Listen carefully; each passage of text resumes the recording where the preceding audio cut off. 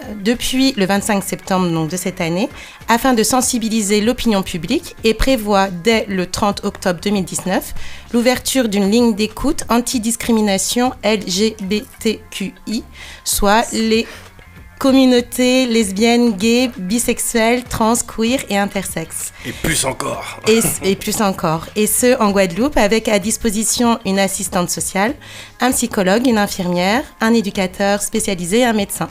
Une initiative que nous allons donc détailler ce soir en live sur Street Day. Alors, comme l'a dit Kelly, à qui on envoie un big shout-out pour cette petite introduction, n'est-ce pas? Donc, une association qui existe depuis 1992. Et justement, quelle était à la base, qu'est-ce qui a fait la base de la création de cette association?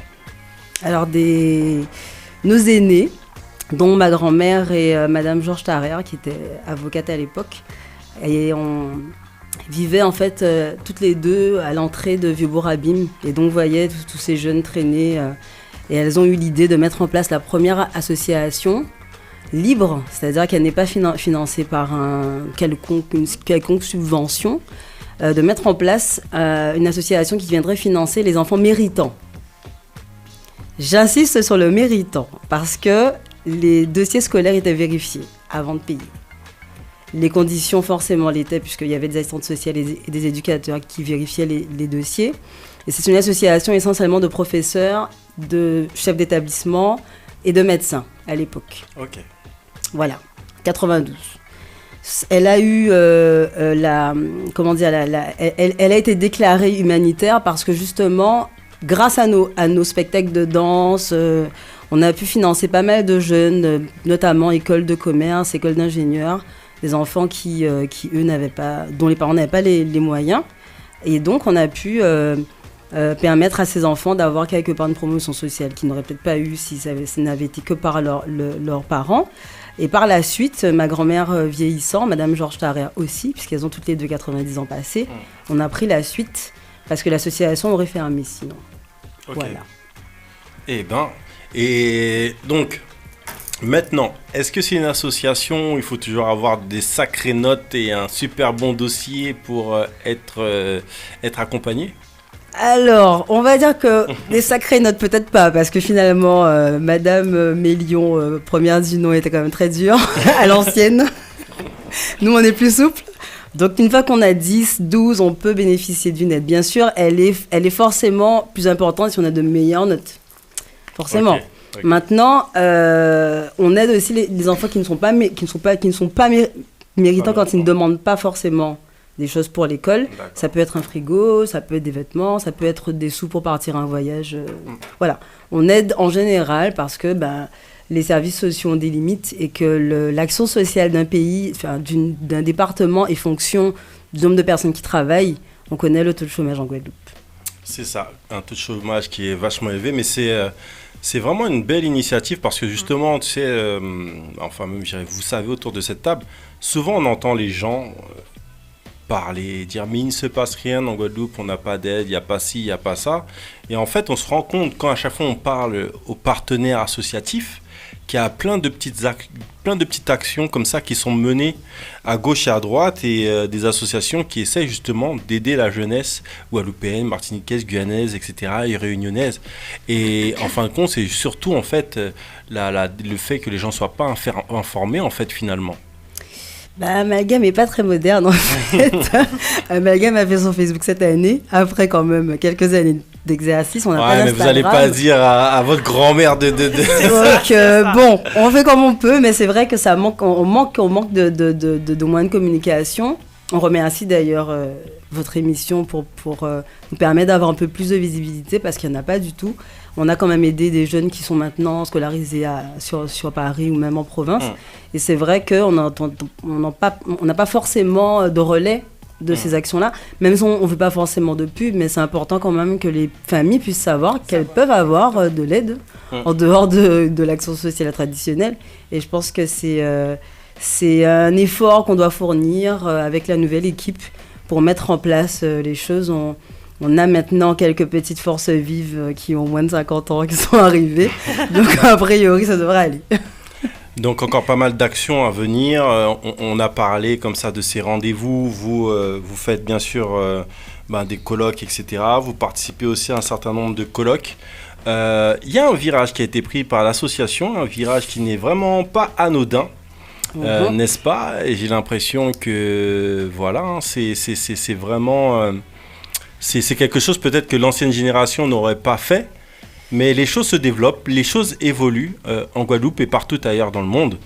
Et justement, ta mère, le docteur Viliane Mélion de France, a présenté récemment, lors d'un colloque, le projet Voix Arc-en-Ciel. Tout à fait.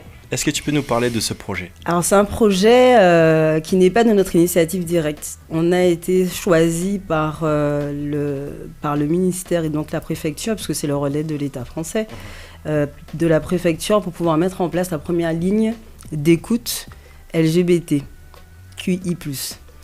Et Arc-en-Ciel, pourquoi? Parce qu'on sait très bien que c'est le symbole de ce mouvement, premièrement, mais parce qu'elle nous permettra aussi d'amener un certain nombre de réponses différentes. Parce qu'il y a un médecin, le docteur Mélion de France, je suis éducatrice spécialisée sophrologue sur le dispositif. Il y a une assistante sociale, une médiatrice familiale. Et ce qui est le plus important, c'est que les personnes qui font partie du dispositif sont toutes concernées. Ça veut dire qu'on a toutes, au moins, dans nos familles, une ou deux personnes qui sont soit homosexuelles, soit bisexuelles, soit transsexuelles. Et donc, on a quand même cette ouverture. Je profite de dire ça parce que la question qui nous revient souvent, c'est « vous portez ce sujet, pourquoi? Parce que vous l'êtes ?» Et en fait, non, je ne pense pas qu'il faille forcément être concerné directement pour pouvoir porter une action. On la porte parce qu'on est des professionnels et on la porte aussi parce que on a des personnes qui nous côtoient indirectement et qui le sont. Et je pense qu'il faut accompagner toute personne en difficulté et pas forcément celle qui nous ressemble. C'est quand même assez limité de penser que parce qu'on s'engage auprès de la communauté LGBTQI+, qu'on est forcément on fait partie de cette communauté, on peut faire partie de cette communauté en tant qu'allié, quoi. Ou on peut juste être un allié comme ça, mais on n'est pas forcément obligé d'être homosexuel ou autre. Et c'est vrai que c'est limité, en fait, comme pensée. Expliquer l'humanité, l'humanisme. Ouais. On va vous expliquer l'humanité aujourd'hui. Bienvenue sur Street Diamond. Non, mais en gros, c'est un peu ça. C'est être humain, en fait. Et du coup, les gens, ils comprennent pas que t'es humaine. Ils disent, mais t'es obligé, tu fais partie de l'équipe. C'est pas possible. C'est pourquoi? C'est comment? Juste humain. C'est un peu ça, ouais. Sauf que l'humanisme est un bien grand mot chargé de beaucoup de philosophie, mais qui finalement n'est pas si démocratisé que ça, finalement. Alors, on parle le numéro qui va être bientôt diffusé. Je ne sais pas si vraiment la date, c'est le 30 octobre ou le 1er novembre. 30 octobre. 30 octobre. Okay. Ouverture 30 octobre. D'accord. Donc le 30 octobre, la ligne sera, vous saurez. On diffusera aussi cette information parce que nous, c'est des thématiques aussi qu'on trouve vraiment importantes sur Street Diamond. Et on sait aussi que cette ligne, c'est important de le dire aussi, que cette ligne, en fait, elle va concerner exclusivement la Guadeloupe dans un premier temps. Tout à fait. Donc après, en même temps, si vous voulez avoir des échanges téléphoniques avec des personnes de l'association qui se trouvent en Guadeloupe mais que vous n'êtes pas en Guadeloupe, peut-être ça peut aussi aider les gens parce que finalement les gens des fois ont envie de parler avec des gens qui leur ressemblent, qui connaissent leur code culturel et donc juste un échange téléphonique pour certains ça peut suffire, mais pour plus en tout cas c'est préférable d'être sur place avec bien sûr avec tout ce personnel et toute cette équipe dont parlait précédemment Prisca Millon-Renette. En fait, il y a eu... Alors, on a su, et je pense que la demande vient de là aussi, c'est qu'il y a beaucoup d'Antillais résidant aux Antilles, donc Martinique, Guadeloupe, Saint-Martin, qui appellent directement la ligne d'écoute en France. Et je pense que le besoin s'est fait sentir parce qu'il y en a de plus en plus qui sont en détresse. Alors, contrairement à ce que les gens pensent, moi je ne considère pas qu'il y en ait plus en Guadeloupe qu'en France. On n'est pas moins tolérant en Guadeloupe, ça c'est pas vrai, enfin, moi j'y crois pas. Je pense simplement que comme il y avait beaucoup d'appels de Guadeloupéens Martiniquais sur les lignes en France, La ligne a été créée, je pense que celle de Martinique va suivre. Mais voilà, je pense que c'est surtout parce que on a besoin d'avoir un référent sur place. Je pense que c'est primordial.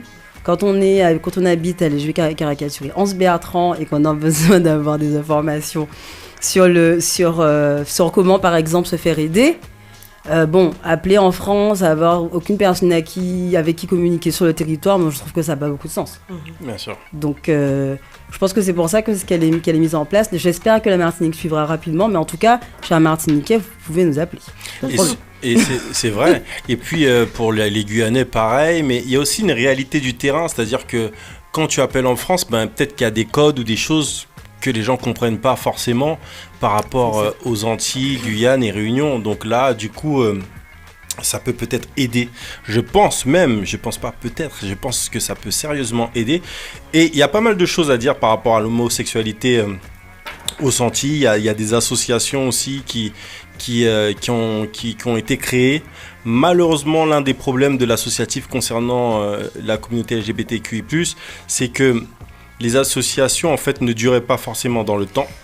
Donc ça, c'était un des gros problèmes.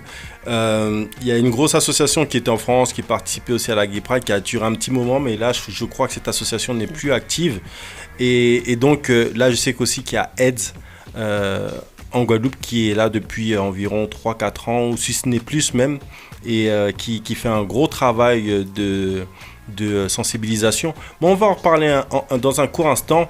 On va repartir en 2012 et on va écouter un petit micro-trottoir qui se passait en Martinique, à Fort-de-France, si je ne m'abuse. Un petit micro-trottoir sur l'homosexualité.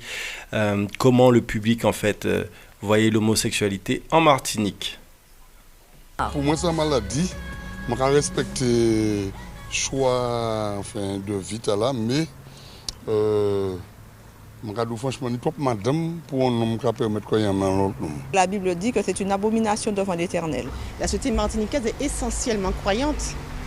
Donc elle ne peut pas renier ses convictions religieuses en accordant une place aux homosexuels. Maintenant, ils s'affirment dans la rue. J'ai eu des amis et qui s'embrassaient tout ça devant moi et j'étais gêné en fait. On se demande des fois, est-ce que ce ne sont pas des gens qui sont malades? Il n'y a pas l'homosexualité dans les bêtes, non? Comment une femme peut s'accoupler avec une femme? Dieu a créé l'homme pour qu'il soit avec une femme et la femme pour qu'il soit avec l'homme. Il n'a pas créé les hommes pour être avec les hommes, les femmes pour être avec les femmes, ou bien que les femmes ou les hommes soient avec des animaux, par exemple. L'une des pires injures d'ailleurs à la Martinique, traditionnellement, c'est quand vous traitez de quelqu'un de Macoumé. Macoumé, ça veut dire justement homosexuel, en français vulgaire, pédale. Moqueries, insultes et mépris, Richard, qui a longtemps vécu en métropole, ne les avait jamais subis. C'est à son retour en Martinique, en 2009, qu'il va connaître la violence homophobe. Un matin, il surprend un voisin dans son jardin. Le ton monte et la banale querelle de voisinage tourne au drame. Donc voilà, j'étais là, c'est là où ça s'est passé. L'homme revient avec son frère et son père, armés de coutelas. Le père est dangereux, il a déjà fait 10 ans de prison pour meurtre. Donc j'ai le père en arrière-plan qui est dans le jardin et qui alimente la haine, qui stimule les deux fils qui sont là, sur la véranda. Ce jour-là, la vie de Richard bascule en enfer. L'agresseur suffisamment près de moi pour que je puisse sentir son souffle. Et le coutelas, aussi près et qui battait comme ça. Donc ça te traite de bête, que tu ne mérites pas de vivre, surtout le fait qu'on te menace de te couper la tête. Richard sera sauvé par l'arrivée des gendarmes. Ils arrêteront les agresseurs en flagrant délit, mais les relâcheront immédiatement. Depuis 3 ans, Richard doit vivre face à ceux qui l'ont menacé de mort. Donc l'agresseur. Alors c'est un témoignage qui est poignant de Richard, bien sûr. Et aussi, on rappelle que ça date de 2012, ce reportage, que vous pouvez retrouver sur Internet. Le nom, c'est l'homosexualité en Martinique. Donc voilà, sur le compte de Gwenaël Tria.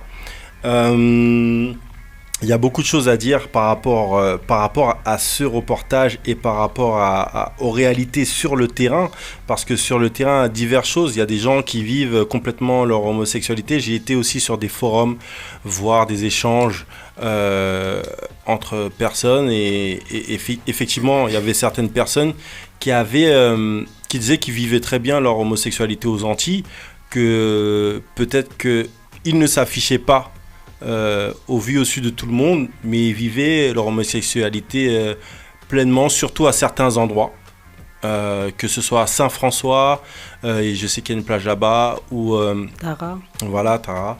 Et par exemple, mais finalement qui ne vivaient pas tous leur homosexualité comme ça. Par contre, il y avait aussi certaines personnes sur les forums qui disaient qu'il y a il y a des gens qui vivent vraiment pleinement leur homosexualité, qui sont affichés, reconnus, qui ont beaucoup de caractère et qui le vivent hyper bien et qui arrivent à s'imposer dans la société, dans la communauté.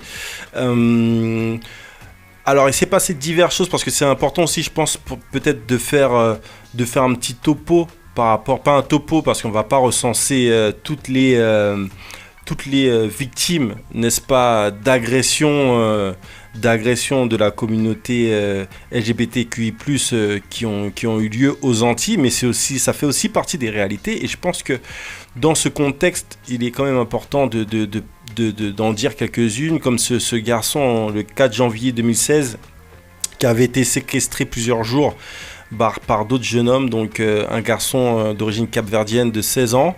Il avait été forcé à voler, il avait subi diverses violences, même des coups de fer à repasser, et des jeunes garçons même qui lui apprenaient ce qu'était réellement aussi la sexualité.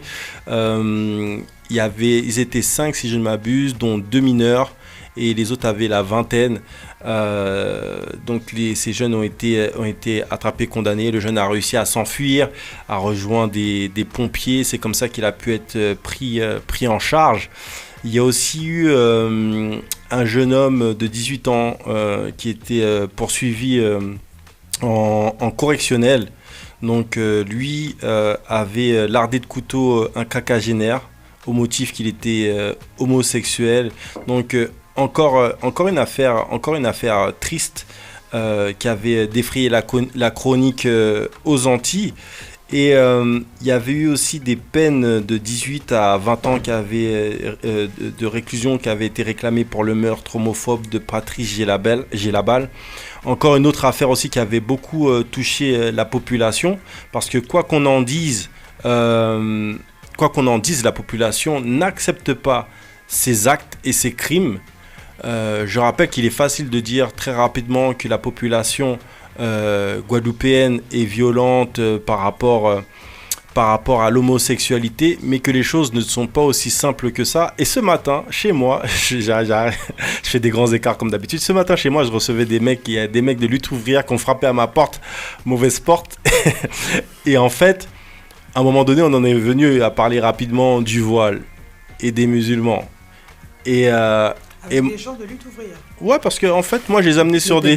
Ils m'emmenaient sur des trucs et moi, je les ai ramenés là-dessus, tu vois. Parce qu'à un moment, j'ai entendu quelque chose dans la conversation et je les ai ramenés de ce côté-là. Et en fait, je trouvais que les gars, ils simplifiaient, en fait, ce bout de tissu qui est le voile. Et en fait, c'est ce qu'on fait aussi quelque part avec les populations, que ce soit la population guadeloupéenne, martiniquaise, guyanaise et autres, pour dire, ouais, ils sont carrément plus violents par rapport aux homos qu'à Paris. Et à Paris, dernièrement, je rappelle qu'il y a eu un acte homophobe qui s'est passé à côté du Marais. Un couple homosexuel a été pris à partie, violenté. Un des deux homosexuels qui sortaient du Marais était pétrifié, n'arrivait pas à aider son partenaire, qui a essayé de se défendre après avoir reçu des insultes et qui s'est fait complètement roué de coups par 2 hommes. Personne les a aidés. Et personne ne les a aidés jusqu'à un moment, je crois que c'est des femmes qui sont venues crier sur les assaillants, Et donc, du coup, les gars ont couru, quoi. Les gars se sont partis, quoi. Et donc, ces actes ne sont pas réservés à la Guadeloupe, et c'est aussi important de le dire. Prisca, toi qui es en Guadeloupe, comment tout simplement, on vit la communauté LGBTQI+, aux Antilles? Alors, moi, j'ai évolué dans un secteur qui est particulier en tant qu'éducateur spécialisé. Je suis dans un foyer, donc j'évolue parmi les jeunes garçons. On a la sensation que dans cette nouvelle génération, même s'il y a quand même des faits, mais qui pourraient être aussi des faits d'insultes parce que celui-là, il a mis, je sais pas moi, il a écouté la musique de je sais pas qui est pas dans son quartier. Je veux dire, j'ai pas la sensation qu'il y ait tellement plus d'actes posés. Par contre, par rapport à notre habitude et notre éducation, quand quelque chose nous dérange, on le cache. En règle générale. Et c'est plutôt, on est des taiseux. On va se taire, on va pas dire que celui-là c'est mon cousin, on n'a pas dit, on va mentir en disant que la femme qui est en fait assise à côté de mon fils, en fait c'est sa femme, alors que pas du tout, c'est sa meilleure pote. Mais comme il est homo et qu'il ne faut pas que les gens le comprennent, donc on fait penser que. On est plutôt dans ça. Moi j'ai l'impression qu'on aime bien cacher les choses, un peu comme à l'époque où quand on avait un enfant handicapé, on le mettait quelque part dans la maison, il était nourri, on lui donnait un petit peu d'eau, mais il n'était pas éduqué, c'était quand même cet animal, ce qu'on appelle les enfants placards. C'est un peu le même principe. On a un enfant gay, on va éviter de le montrer. Très souvent, les personnes qui sont, elles, transsexuelles, les 3/4 du temps, soit sont du monde du spectacle et elles arrivent quand même à se positionner et pouvoir assumer ce qu'elles sont. Maintenant, les 3/4 ne vivent pas chez nous. Elles partent parce qu'il est toujours plus facile de vivre à Paris parmi tant d'autres que d'être à la rue Frébeau en tant que trans. Je veux dire, faut être. Je pense que c'est une question d'échelle aussi. Mais j'ai la sensation un petit peu comme avait dit Monsieur Trésor, qui est un philosophe guadeloupéen, il disait que les Guadeloupéens souffraient quelque part d'une forme de schizophrénie perdue entre une éducation africaine avec des croyances anciennes africaines et en même temps celle donnée imposée par les colons, donc l'éducation assimilée où il n'y a que 2 genres. Moi, on a fait pas mal de recherches avant d'accepter ce projet sur les LGBT. Jusqu'à nouvel ordre, chez les Amérindiens, il y avait 5 genres. Il n'y avait pas 2 genres, genre masculin et féminin, il y en avait 5. Chez les Indiens, c'est pareil. Chez les Asiatiques aussi. Chez les Africains aussi. C'est quelque chose aussi qu'on retrouve aussi en Polynésie. Voilà. Donc, j'ai l'impression, moi, qu'en fait, on est perdu entre deux croyances. Une qu'on a oubliée parce que forcément, on ne nous a pas transmis notre histoire. Donc, c'est que maintenant qu'on commence à rentrer un peu dedans. Parce qu'on lit, parce qu'on se documente et parce qu'on fait des recherches. Et une éducation qui est imposée par une école qui est essentiellement française. Et donc, on nous apprend qu'il n'y a que deux façons de voir. On est soit hétéro, soit on est homosexuel. Beaucoup de jeunes maintenant vous disent qu'ils aiment à la fois les hommes et à la fois les femmes. Ils ne se disent pas bi, ils ne se disent pas homo. Donc je pense qu'on est dans, comme a dit Mac tout à l'heure, on est dans une sorte de virage aussi bien amalgame que la communauté guadeloupéenne. C'est une civilisation qui est nouvelle, qui se cherche. Et je pense que notre sexualité, quelque part, est un peu parlante. Parce que dans les moins de 15 ans et les moins de 20 ans, moi j'en vois énormément. Il y en a beaucoup qui me disent « Bah oui madame, j'ai déjà eu un copain ou une copine ». Et c'est pas extraordinaire non plus, quoi. Et pourtant, ils viennent juste après nous. On n'est pas si vieux que ça. Donc comme quoi, je pense que c'est un vrai sujet et il est temps qu'on l'aborde, même s'il n'est pas évident. Et que tout le monde s'y mette parce que bientôt ça va être nos enfants ou les enfants de la copine ou de la voisine ou du cousin. Il faudrait bien qu'on fasse avec. C'est ça. Et puis on se rend compte que aussi les gens en fait ne se rendent pas compte que les gens sont perdus. Ton enfant il dit ouais moi je m'en fiche quoi. Je regardais un reportage qui avait été fait dans la communauté LGBTQI+ aux Antilles, en Guadeloupe, je crois que c'était en Guadeloupe ou en Martinique. Je crois que c'était en Martinique, enfin bon, je sais plus de mémoire. Et c'était une jeune femme qui était pansexuelle. Donc elle aimait tous les genres. Elle n'a pas de limite au niveau du genre. Donc en gros, elle peut être avec un trans, une personne trans, avec une personne lesbienne, avec un homme, avec un homosexuel, etc., etc. Et c'est important. Et il y a aussi une autre chose aussi à dire, c'est que transsexuel, c'est très particulier aussi comme terme, parce que ça ne veut pas forcément dire que la personne est homosexuelle, ou etc. Donc ça aussi, c'est très particulier. Et tout ça, en fait, ça fait partie des choses qu'on a à connaître, à apprendre. Et je pense aussi que cette ligne téléphonique pourrait beaucoup servir finalement aux parents Parce que finalement, il y a une grande désinformation. Et je regardais cet article qui est paru dans Le Point il y a environ 1 an, même 2 ans. Et justement, c'était par rapport à différents actes et un constat comme quoi, au niveau des Outre-mer, il y avait un rapport à la violence un peu plus exacerbé par rapport à l'Hexagone, n'est-ce pas ? En tout cas, c'est ce que disait un certain nombre de chercheurs. Et moi, je ne sais pas si c'est vrai ou si c'est pas vrai. S'ils le disent, s'ils ont des chiffres, voilà, on a besoin d'une éducation, bien sûr. Il faut savoir aussi que eux, ce qu'ils disaient, c'est que par rapport à l'éducation qu'on a aux Antilles, il y a 2 choses qui sont dites par rapport à la religion et par rapport aux colons. Tu as une version où ils te disent, oui, les colons sont venus et c'est eux qui ont ramené l'homosexualité. On dit ça aussi des fois en Afrique. Et en même temps, tu as le truc contraire, parce que les sodomies étaient interdits par la Bible. Et donc, tu as aussi cette chose-là, comme le disait précédemment Prisca Million-Renette, qui existe, qui dit que, en fait, non, en fait, c'est carrément le contraire, parce que la Bible disait qu'il n'y avait que un genre qui était admis, en fait. Et le rapport, en fait, au final, préconisait de mieux documenter les LGBT-phobies en Outre-mer, de renforcer aussi la présence des associations, parce qu'il y avait vraiment peu d'associations. Mais bon, ça, c'est encore plus facile à dire qu'à faire, parce que les associations, il faut vraiment les accompagner. Donc, je suis content que l'association Amalgame Humanis a été choisie pour accompagner toutes les personnes de la communauté, et qu'il fallait aussi renforcer la prévention en milieu scolaire, afin de tisser justement d'augmenter le tissu,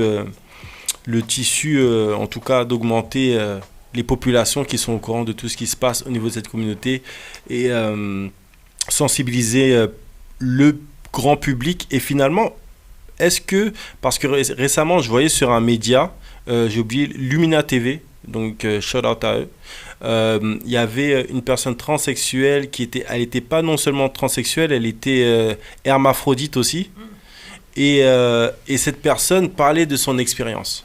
Alors moi j'ai trouvé ça intéressant sur le fait que cette personne échange, parle de son expérience, etc., etc. C'est une personne de caractère, qui ne se laisse pas faire, qui parlait aussi de ses opérations.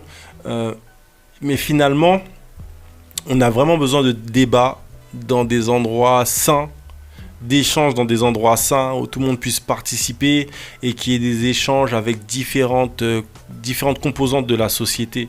Et je pense que c'est ce que vous avez fait dans votre colloque. Je sais qu'il y a eu des rires, je sais qu'il y a eu des larmes, il y a eu beaucoup de choses.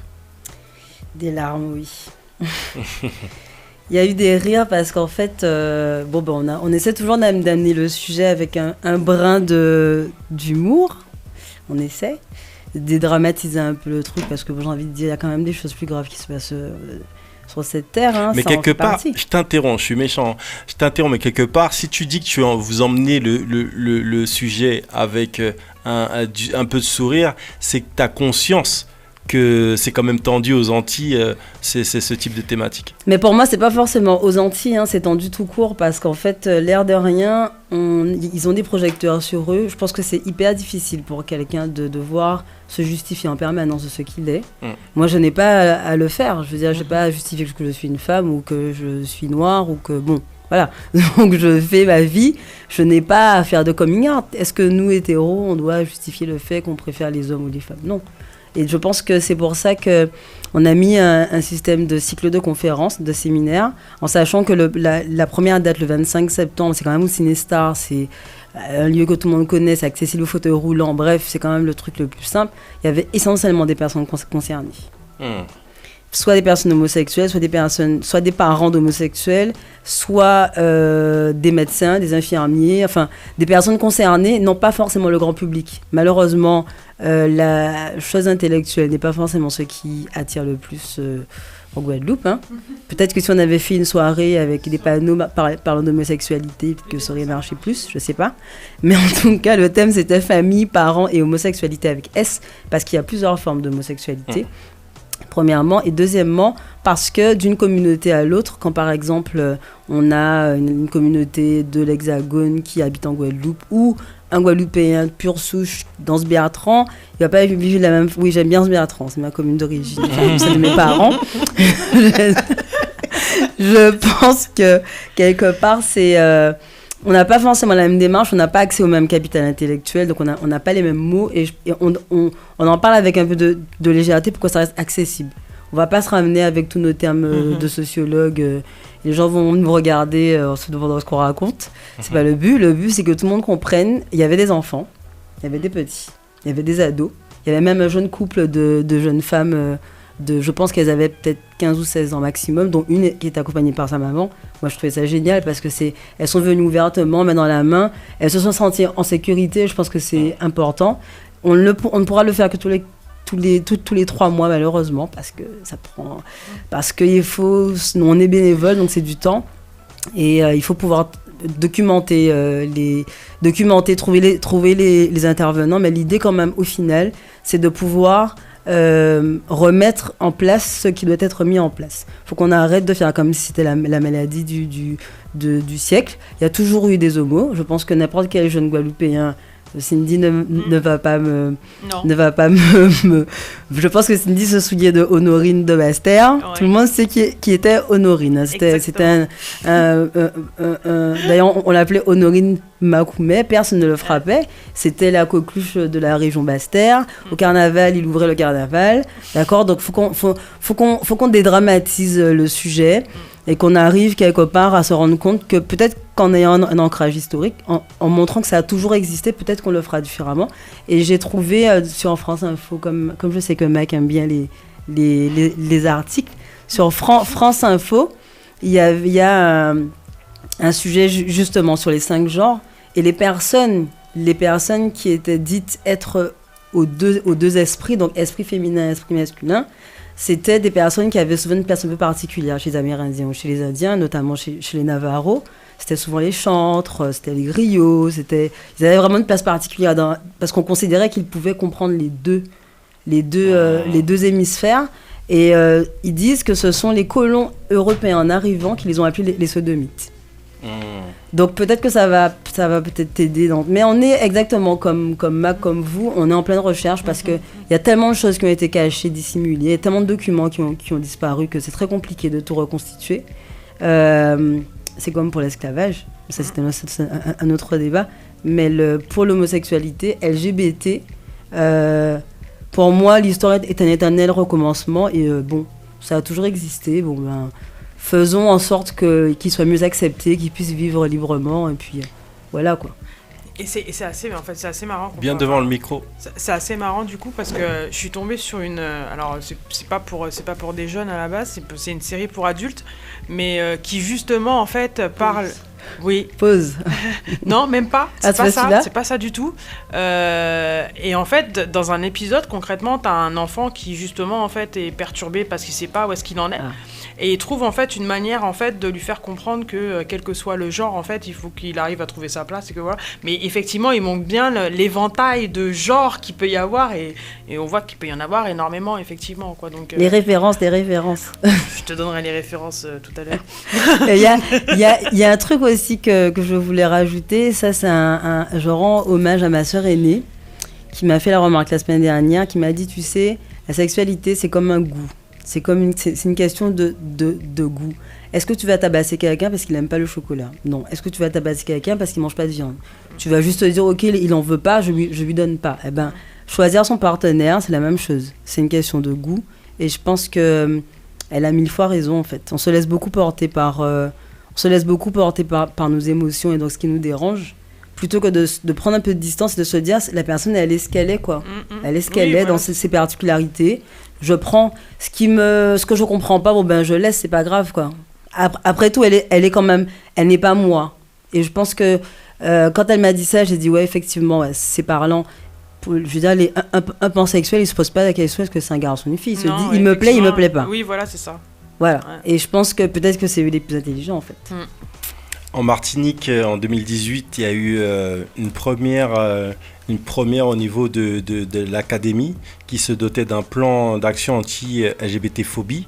Donc, il faut savoir que ça a été mis en place, comme je disais, au rectorat de la Martinique. C'était carrément un plan et qui avait 4 champs d'action que je ne vais pas citer, n'est-ce pas? Mais en tout cas, le but était de faire reculer les préjugés à l'origine des LGBT-phobies. Donc ça sensibilisait essentiellement les élèves et étudiants et soutenait des associations par rapport à toutes ces choses.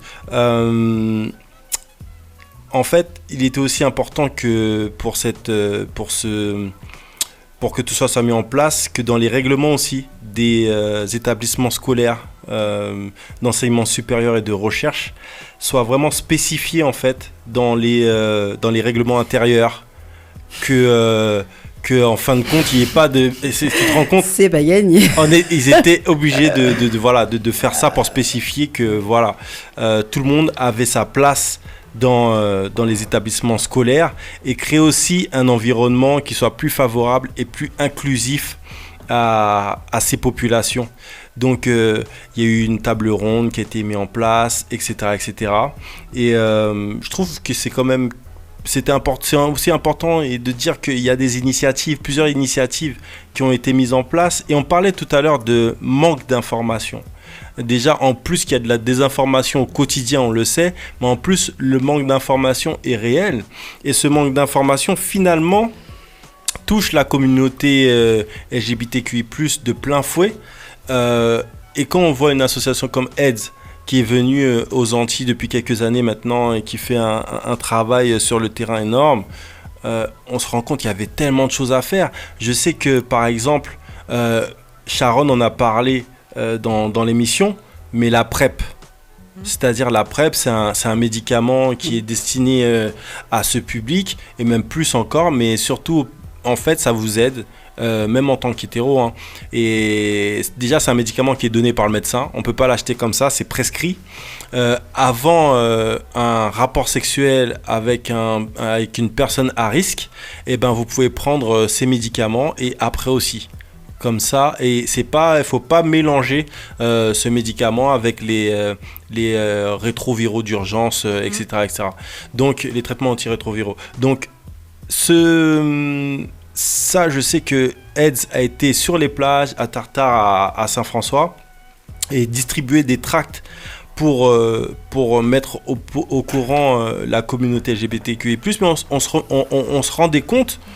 Ils se rendaient compte en fait qu'il y avait plein de gens en fait dans cette communauté aux Antilles qui n'étaient pas au courant, et en fait c'est ce qui est un peu dommage, parce que finalement le fait aussi d'être caché et de ne pas avoir ce discours publiquement parlant, de pas être assez libre, fait que la population de 1 n'est pas assez informée, et de 2 la communauté LGBTQI+, manque des informations qui pourraient sauver leur vie, qui pourraient agrémenter leur vie, qui pourraient les faire vivre mieux et plus librement en fait.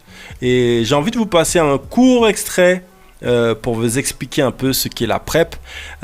Sharon Omankoy, qui fait partie de la team Street Diamond, nous en avait déjà parlé lors de S'Express Yourself, notre rubrique en or, et on va en parler un petit peu plus avec l'association AIDS. Écoute bien ça, c'est quoi la PrEP ? La PrEP, c'est ça.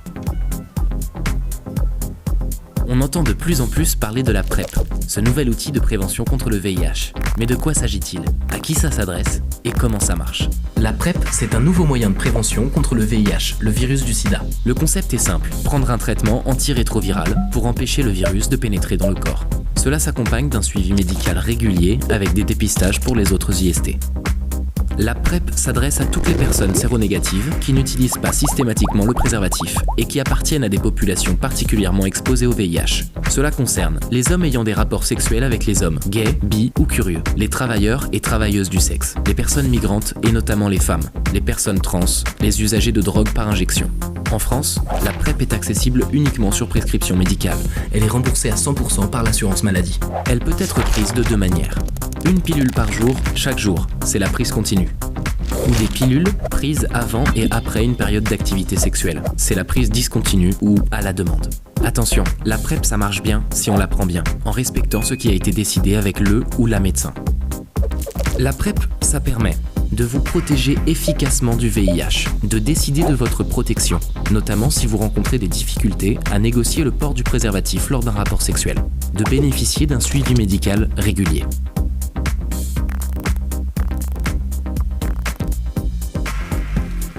Je vous rappelle que vous êtes bien sur Street Diamond, 19h-22h, et on est avec Priska Mélion-Rainette. On écoutait cet extrait de justement la PrEP de AIDS, bien sûr, qui est un petit peu partout, mais qui est en Guadeloupe depuis plusieurs années maintenant, qui fait différentes actions, même au niveau du carnaval. Donc voilà, une association qui est très présente, une association dont on a besoin.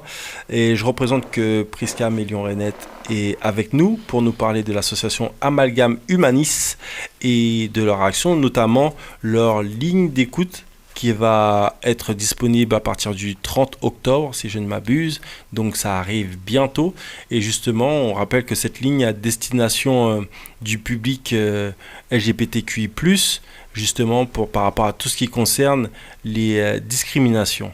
Est-ce que tu peux nous parler, quel témoignage vous a particulièrement touché lors du colloque que vous avez fait au Cinestar? Qu'est-ce qui vous a choqué? Moi, ce qui m'a interpellée, c'est un peu comment on pourrait dire ça? Il y avait comme une sorte de retenue, comme une sorte de pudeur en fait quand les intervenants parlaient. Et pourtant il y avait 4 intervenants. Il y avait donc le docteur Mélion, la sociologue Stéphanie Mélion-Rainette, une socio-anthropologue et une médiatrice qui connaissent et maîtrisent le sujet. Il y avait pour autant cette retenue, comme si il y avait cette peur de blesser ou de bousculer l'autre. Surtout quand on s'est rendu compte qu'il y avait beaucoup de couples en fait dans la salle. Il y avait vraiment une sorte d'émotion qui était palpable. Et après, dans les témoignages qui m'ont marqué, c'est quand l'un des dirigeants de AIDS, justement, a réagi à un propos tenu par cette dame socio-anthropologue qui a fait un petit raccourci entre l'homosexualité et la pédophilie, qui je trouvais très grave. Mais quand on remet dans le contexte, j'ai compris ce qu'elle voulait dire. Sauf que lui, il a retenu ça, quoi. Que dans le même discours, il y avait pédophilie et homosexualité. Ouais. Ça, pour lui, c'est pas possible. Il n'a pas bondi, mais presque. Et il a quand même fait remarquer que voilà, qu'il est lui homme, homosexuel en couple, donc marié, avec enfant. Et que donc, il ne voit pas le rapport entre l'homosexualité et la pédophilie. Et il a 1000 fois raison. Maintenant, oui, ça peut exister, tout comme on peut parler d'homosexualité et de racisme anti-noir. Enfin bon, je veux dire, ce sont des thématiques qui se rejoignent. Et la deuxième chose qui m'a le plus marqué, c'est effectivement ces 2 jeunes filles. On aurait pu s'attendre à avoir que des couples âgés. Ben non. 2 jeunes filles, très bien dans leur peau, assises, une posant sa tête sur... Moi, je trouvais ça très émouvant parce qu'elles avaient, je suis sûre, à mon avis, 15 ou 16 ans, grand maximum. J'ai trouvé ça beau qu'elles puissent venir en toute liberté, une accompagnée de sa maman en plus, écouter un débat qui se faisait en plus en pleine semaine. Donc, on n'était pas un vendredi soir. Et... ça prouve qu'on a encore du chemin à faire, ça on le sait, c'était pas une révélation, mais ça prouve que cette jeune génération, elle va nous apprendre plein de trucs parce que ils sont beaucoup plus décomplexés que nous, ils ont moins de préjugés, ils sont beaucoup plus ouverts, même si oui, les homophobes, il y en a dans leur génération, il y en a plein, notamment chez nous avec la culture du dancehall qui dit quand même de les brûler, c'est pas anodin. Après, je sais pas si c'est la culture même du dancehall, mais on sait que... Je sais pas si ça vient du dancehall même, mais je sais qu'en Jamaïque, c'est hyper mal vu. Ouais. C'est comme le cunilingus aussi. Si t'es un homme et tu fais un cunilingus, T'es pas un bad man, t'es un pussy man, tu vois. Oh là là là là, maman, qu'est-ce qui se passe ici? Oh là là. Et ici, elle arrive, elle a entendu, elle est déjà là. On va pas parler du prochain sujet de S'express Yourself. Non, pas tout de suite, mais oui, les garçons, le cuni, tout ça, c'est la vie.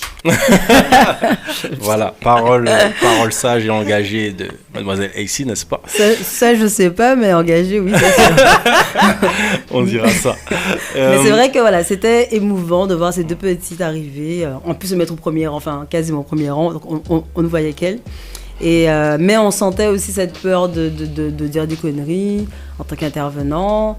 En plus, il y a quand même cette pression parce qu'il y avait quand même Canal 10 qui filmait. Enfin bref, il y a toute espèce de choses qui font que c'est pas évident et que plus le temps passe et plus on se rend compte qu'on est en train de s'engager sur un terrain qui est glissant, quoi. Clairement. Je dirais pas qu'on a peur de se manger 2-3 baffes en sortant du bureau le soir, mais j'y ai déjà pensé. J'avoue, j'y ai déjà pensé.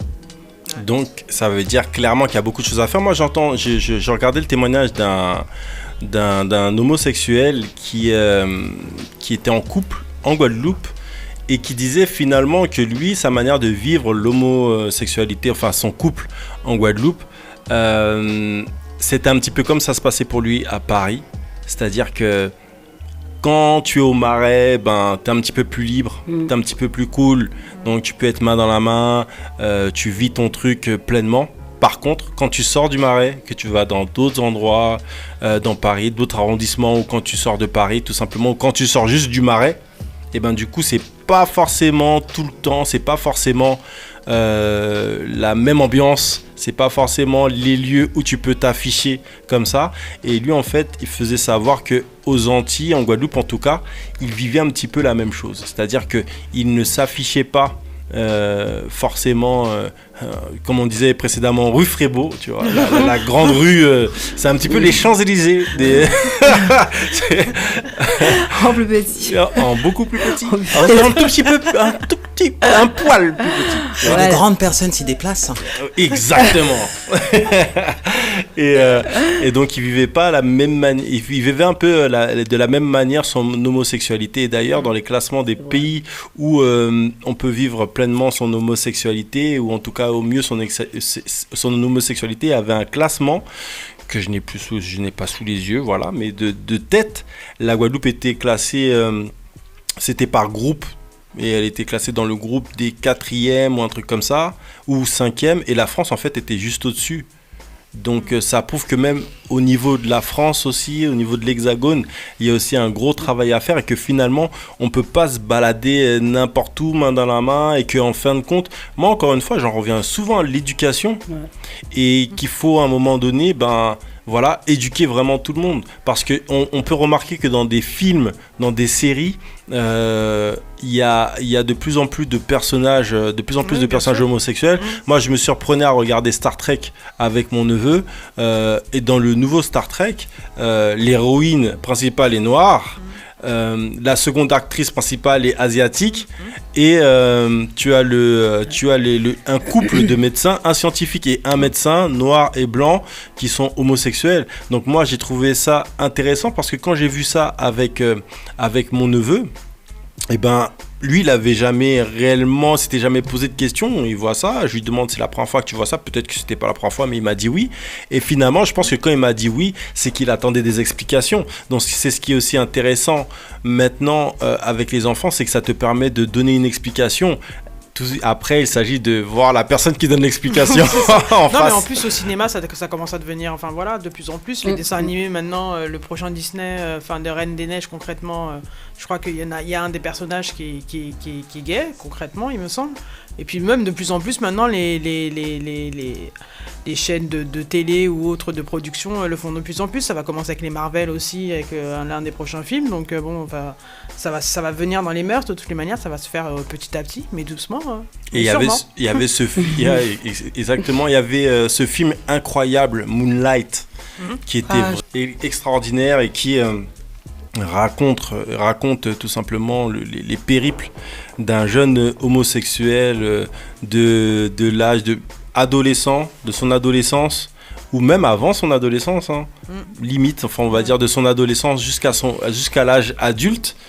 Et c'est des choses en fait qui nous manquent aussi. Et je trouve que dans certains reportages ou dans certaines choses qui sont mises en œuvre par rapport aux différentes communautés de la communauté LGBTQI+, et ben finalement, j'ai hâte de voir des gens, parce que je connais des homosexuels en Guadeloupe, je connais des homosexuels antillais en France. Et c'est des gens qui ont des très bonnes vies, qui sont très bien placés aussi, qui sont très bien ancrés dans le tissu social, que ce soit associatif ou autre. Et en fin de compte, c'est aussi les gens ont besoin de voir des personnages comme ça, parce que les gens en fait sont restés bloqués, j'ai l'impression, comme par rapport à la télévision, sont restés bloqués sur la cage aux folles. Et pour eux, la cage aux folles, ça représente une communauté entière. C'est comme si... Je pense qu'il y en a qui ont plein de clichés dans la tête et qui refusent d'essayer de comprendre la communauté telle qu'elle est actuellement en fait. Et ça, je trouve que c'est chaud. C'est comme si nous... tu regardes un film ou tu regardes un clip et tu dis par exemple on va prendre Francky Vincent, mon pote. Moi je kiffe Francky Vincent, mais ça c'est une autre histoire. Et il a fait la chanson à Maman, je suis obligé de le kiffer. C'est la Cacapoule, tout ça. Et tu vois, le mec il a fait Tu veux mon zizi. Donc est-ce que la chanson de Francky Vincent Tu veux mon zizi représente tous les zizi des Antilles et toutes les Antilles? Ah bah si tu parles à certains, oui, pour certains, quand tu parles des Antillais, c'est tout de suite c'est Francky Vincent. Tu vois, et le truc c'est quoi? C'est que déjà, lui-même quand il chante ça, il fait de la dérision, il rigole. Tu vois ce que je veux dire? Donc, parler de toute une communauté à travers un film, c'est quelque chose d'hyper réducteur et d'hyper simpliste. Donc c'est des choses vraiment que je pense qu'il faut combattre encore une fois par l'éducation. Donc j'espère qu'au niveau de la jeunesse, mais il y a un truc qui m'a gêné par rapport à l'explication de tout ce qui concerne le genre à l'école. Il y a eu beaucoup de raccourcis qui ont été faits. Je ne sais pas si ça a été mal fait par l'éducation nationale, mal amené, qu'il n'y a pas eu assez d'informations, ou je ne sais pas si... Mais en tout cas... par rapport au genre, par rapport à l'éducation nationale, moi j'ai vu tellement de choses défiler, tellement de documents. Il y avait plein de documents qui étaient faux aussi, qui ont été recoupés par Le Monde, qui a sa rubrique. Tu veux dire de la désinformation? C'est ça, spéciale désinformation. Et justement, moi je trouve que c'est à l'école, ça a sa place de parler. Il y a la place à l'école pour parler du genre. Tout étant de comment on en parle, à partir de quel âge on en parle. Alors moi, en tant qu'EduxP, en tant que maman, alors le principe de l'éducateur spécialisé, c'est de chercher des médiums éducatifs adaptés pour répondre à une question compliquée.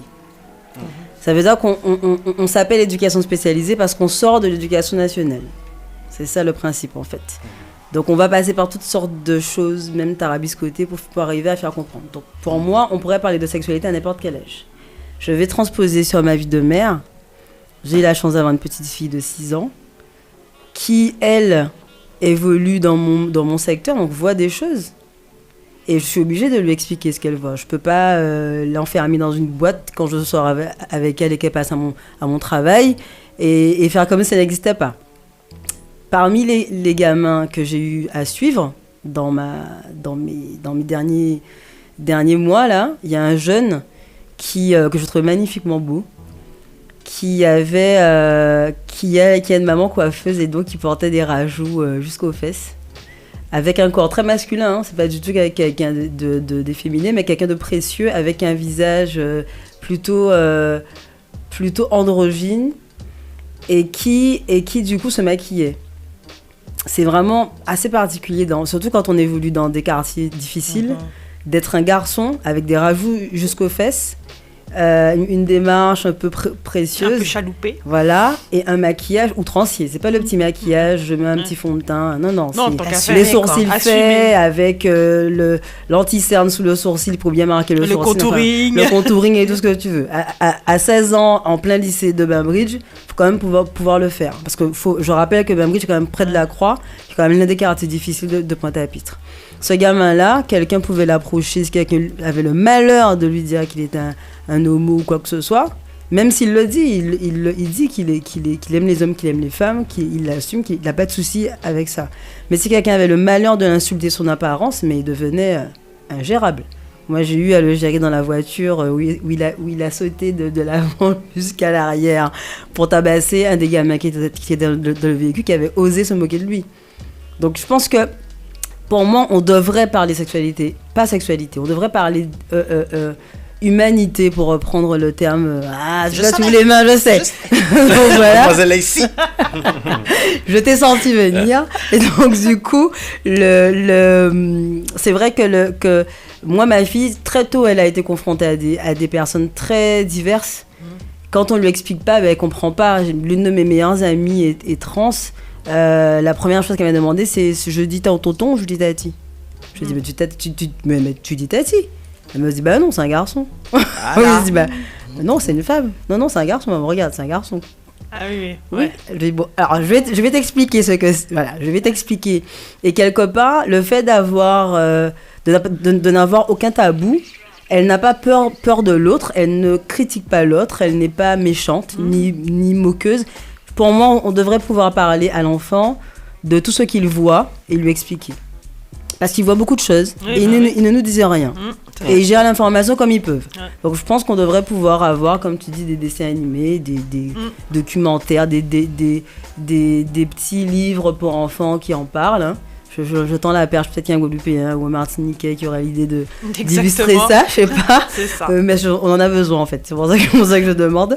Mais oui, pour moi, je suis d'accord avec Mac, je suis d'accord avec toi, on devrait avoir la démarche de pouvoir dire les choses aux enfants avec des mots d'enfant. Surtout s'ils posent les questions, en fait. Il faut pouvoir avoir de la matière pour leur répondre, pour ceux qui ne sont pas entourés comme toi de gens où elle va te poser les questions automatiquement parce que voilà. Mais souvent, moi je me rappelle quand j'étais petite, une fois, j'ai vu 2 amoureuses se tenir la main, je devais avoir 5 ans. Et je dis à mes parents, pourquoi elles se tiennent la main? Normalement, c'est nous, c'est les enfants qui se tiennent la main. Ma mère, elle m'a dit, elles sont amoureuses. J'ai fait ok, je suis passée à autre chose. Voilà. Et je me suis jamais repris la tête quand j'ai vu 2 personnes qui se tenaient à la main. Je me suis automatiquement dit, elles sont amoureuses. Exactement. Et se tenir à la main, je rebondis sur ce que Mac avait dit, même les hétéros ne le font pas. Exactement. C'est ça, on ne s'embrasse pas en Guadeloupe. Dites-vous, alors combien de fois vous avez déjà vu des gens s'embrasser à la rue Frébeau? Mais à l'avenue Frébeau, ça n'existe pas. Donc, les enfants à partir de minuit, la rue Frébeau, il y a des choses qui se passent, seul Dieu le sait. Non, je rigole. Ça se fait dans une voiture, ça ne se fait toujours pas dans la rue. Oui, c'est vrai. On est garés. Les enfants se tiennent par la main, les enfants se font des câlins, les adultes ils font pas ça devant les gens. On devrait peut-être apprendre. Hein. Réapprendre, j'ai envie de dire. Parce je pense qu'à un moment, on l'a su quand même. Peut-être pas nous, mais nos parents. Ouais, c'est vrai. Je parlais de lecture à mon neveu et je lui disais qu'un homme raciste avait dit et il est en train de s'enfuir dans la partie technique. Il se cache. Oh non, pas moi. Et encore. Justement, et je lui disais qu'un homme raciste avait dit cette phrase que pour cacher quelque chose à un noir, fallait le mettre dans des livres. Et donc pour prouver aussi mon propos à mon neveu, j'ai décidé de prendre plusieurs livres à la volée et lui dire de quoi parler ces livres, pour lui montrer que un livre comme ça peut paraître gros, peut paraître tout ce qu'il veut, mais en fait il y a des informations qu'on ne peut pas forcément trouver ailleurs, justement, et que si on ne va pas chercher ces informations, eh ben, malheureusement on va devenir ignorant par rapport à ce type d'informations. Par exemple, je lui ai montré le livre de Jalissa Sekhmet, donc par rapport à l'Afrique, l'histoire de l'Afrique, de la préhistoire à nos jours, de l'Afrique et sa diaspora, et c'est un livre où je lui ai fait des petits cours plusieurs fois. Je lui ai pris un livre de Fola aussi, de Fola Gadet. Donc c'était sur comment s'appelle encore le livre? Un homme qui aime sa femme, ou je ne sais plus ou comment un homme, bref. Toujours disponible en la vente sur Internet. Voilà, même si j'ai mal dit le nom, c'est pas grave. J'ai posté. Mais quand un homme aime sa femme, je crois que ça s'appelle comme ça. Et donc en fait, dans ce livre, il y a un passage que j'ai lu aussi à mon neveu, qui expliquait la manière en fait dont les Antillais et aussi les Réunionnais et les Guyanais se comportaient vis-à-vis des gestes affectifs et que par rapport à l'histoire de l'esclavage en fait, à cette époque-là, il n'y avait pas de gestes affectifs. tu pouvais pas avoir un geste affectif parce on te retirait ton bien-aimé, tes enfants du jour au lendemain. Donc du coup, dans la société guadeloupéenne, etc., c'est pas qu'il n'y a pas de geste affectif, il y en a, mais en fait, ça avance petit à petit. Donc lui, Fola, ce qu'il disait, c'est que lui, il a voulu casser ce cercle parce que lui, dans son rapport personnel à son père, par exemple, il a eu la chance d'avoir un père qui lui disait « je t'aime » et lui-même il disait dans son livre que ça le saoulait avec sa fratrie parce qu'il disait « ah là là, c'est encore reparti, papa qui commence et tout » et qui disait « je t'aime » etc. Et son père lui disait « je vous dis que je vous aime parce qu'on me l'a jamais dit ». Et je trouve que nous aussi, notre génération et toutes les générations font partie, on peut casser ce cercle. Mais il faut savoir qu'il y a aussi ce fait aux Antilles et c'est pour ça que je trouve totalement judicieux votre remarque sur les gestes d'amour qui ont lieu ou pas lieu aux Antilles, mesdames. Donc je tenais à le surligner. C'est vrai. Et je voulais aussi parler du colloque Vaincre le VIH et les hépatites d'ici 2025, les Outre-mer en pointe, où vous avez participé aussi, hein, vous avez participé à ce colloque. Donc dans un petit extrait d'Outre-mer 360 que vous pouvez retrouver sur outremer360.com, n'est-ce pas? Il disait tout simplement que, en parlant de la Martinique, que l'île était peuplée de 380 000 habitants et un peu plus de 1100 personnes sont suivies pour une infection au VIH, parmi lesquelles 96% reçoivent un traitement antirétroviral et 95% de ces personnes sont suivies avec succès virologique. La transmission du VIH en Martinique est presque exclusivement sexuelle, alors que l'homophobie est toujours répandue dans la Caraïbe. Plus de 40% des hommes ont été infectés au cours de relations sexuelles avec d'autres hommes. Parmi 50 à 60 nouveaux cas dépistés annuellement, la moitié se sont infectés au cours de relations sexuelles entre hommes. Donc voilà. Ce qui est aussi intéressant par rapport à ça, ce sont des informations à la volée, c'est que dans cet article, il est aussi dit que l'interruption de la transmission du VIH est techniquement possible dans les territoires insulaires, puisque l'épidémie d'infection du VIH est principalement concentrée sur les populations résidentes. Donc la communication en direction des professionnels de santé du grand public est un axe majeur en fait, car le traitement universel et immédiat de non-transmission du VIH et des traitements est efficace. Donc du coup, on peut réduire vraiment très fortement et assez rapidement par rapport à l'insularité de la Guadeloupe et de la Martinique, le VIH. Donc par divers moyens, bien sûr la PrEP, bien sûr l'information, la prévention, etc., etc. Mais que du coup, toutes les conditions structurellement parlant et techniquement parlant sont réunies pour interrompre la transmission du VIH. Donc je pense que, et c'était le professeur Cabier et d'autres personnes qui amenaient ce témoignage. Donc je pense que c'est aussi important de finir cette interview par une note positive, et positive si on veut, mais quand même une note d'espoir par rapport au VIH, n'est-ce pas? Parce que le VIH est banalisé de plus en plus par rapport à comment il était traité au début, du fait des avancées techniques, mais il faut savoir que le VIH se transmet encore.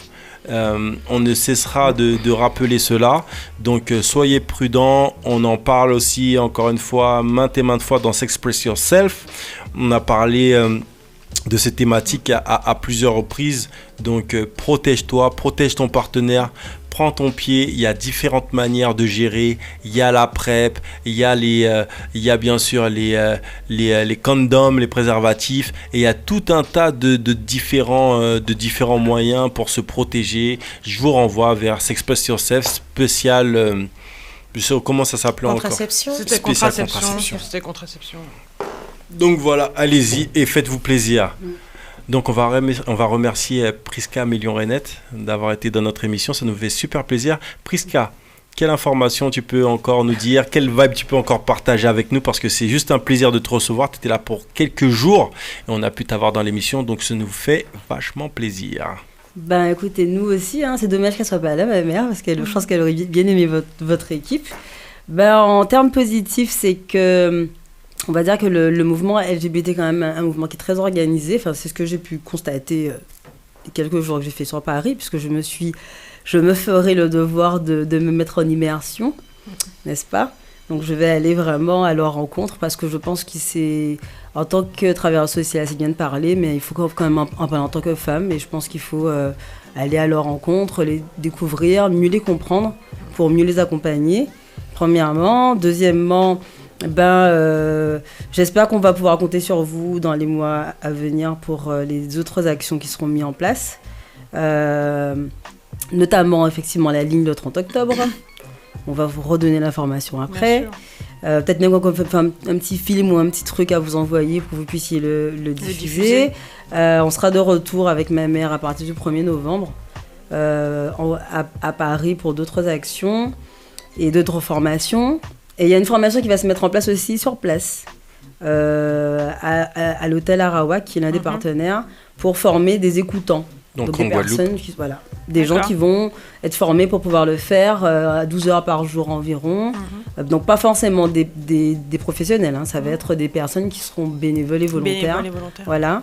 Et on aura probablement un projet, mais bon, ça on vous donne un petit peu l'exclu, un projet photo avec Daniel Dabriou, qui aura pour objectif de parler d'androgynie et du coup de tenter d'éviter de parler du genre et de plutôt parler de la personne dans son utilité sociale. Et j'ai transmis un petit article que Mike va sûrement lire.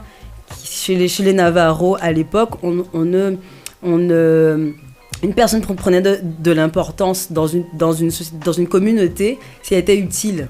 Pas parce qu'elle était une femme ou un homme.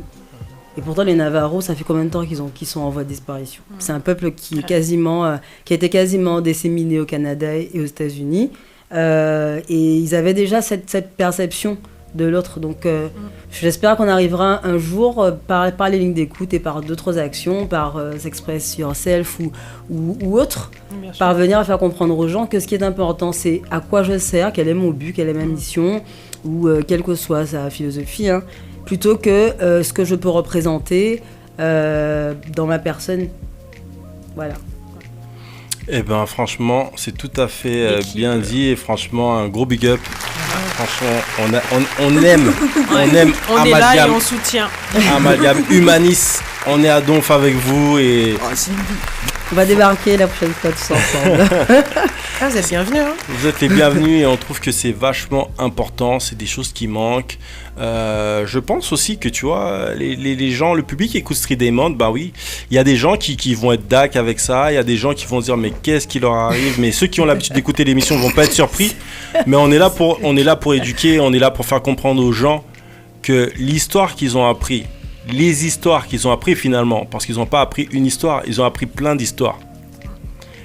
Déjà, la première chose que j'ai envie de leur dire, c'est est-ce que vous détenez la vérité? Non, mais plus sérieusement, j'ai envie de dire que, en fin de compte, on a appris plein d'histoires, mais que à la base, il faut rester vraiment aux bases du basique de la story. Là, on est en train de parler d'amour. Même avant même la sexualité, on parle d'amour, parce qu'il y a des personnes aussi qui sont asexuelles. C'est pas parce que tu n'as pas de sexualité que tu peux pas ressentir quelque chose. Tu vois ce que je veux dire? Donc, je pense qu'il faut vraiment repartir, et on parlait des Indiens d'Amérique, des Indiens à travers le monde, des 5 sexualités qui existaient déjà, et je pense que c'est vraiment un message important à passer aux différentes communautés, et notamment aussi à la communauté hétérosexuelle qui est avec ce monde hétéroformé, n'est-ce pas? Hétéroformaté, comme dirait Sharon Omankoy, n'est-ce pas? Donc voilà, c'est important. Et ici? Oui, et je veux juste ajouter qu'on est toujours sur l'humain. Donc, quelconque soient les avis partagés, départagés, à repartager, pour ceux qui sont en train d'écouter, ici, c'est liberté, diversité, proximité. On va pas changer. Radio RGB. Ici. Et si, Le petit m'a dit, tu as lu le texte. Mais oui, c'est écrit. Il a démystifié le truc. Elle n'a pas démystifié, c'est la devise de Radio RGB. C'est la devise de Radio RGB. Liberté, diversité, proximité. D'accord. Je vous rappelle que vous êtes sur Street Diamond 19h-22h, qu'on était avec Priska Mélion-Renette. Vous êtes bien sur Radio RGB. L'émission s'appelle Street Diamond. Vous nous écoutez sur streetdiamond.fr, radio rgb.net, 99.2 FM. Merci de nous suivre. Merci aussi d'écouter nos podcasts. Vous pouvez vous abonner sur iTunes. Nos podcasts sont diversifiés. Et donc, voilà. Priska, on te remercie encore. Merci à vous. Je sais que tu dois bouger, tu as pas mal de choses à faire. On t'a tenu la jambe, mais la parole était importante. Oui, très importante. Merci de nous avoir donné ce petit moment, pouvoir nous exprimer, c'est important. Parce que l'air de rien, on n'en trouve pas toujours. C'est ça, on en a besoin. Donc, quant à nous, toutes les personnes qui nous suivent sur Facebook, il faut savoir que le Facebook Live va se couper dans quelques instants tout simplement par rapport à des raisons de droit, n'est-ce pas? Donc les musiciens aussi doivent toucher leur argent. En vérité, c'est surtout Facebook qui coupe sur nous. Voilà, mais nous, leur argent, on le redistribue bien parce qu'on paye tous les droits à SACEM, n'est-ce pas?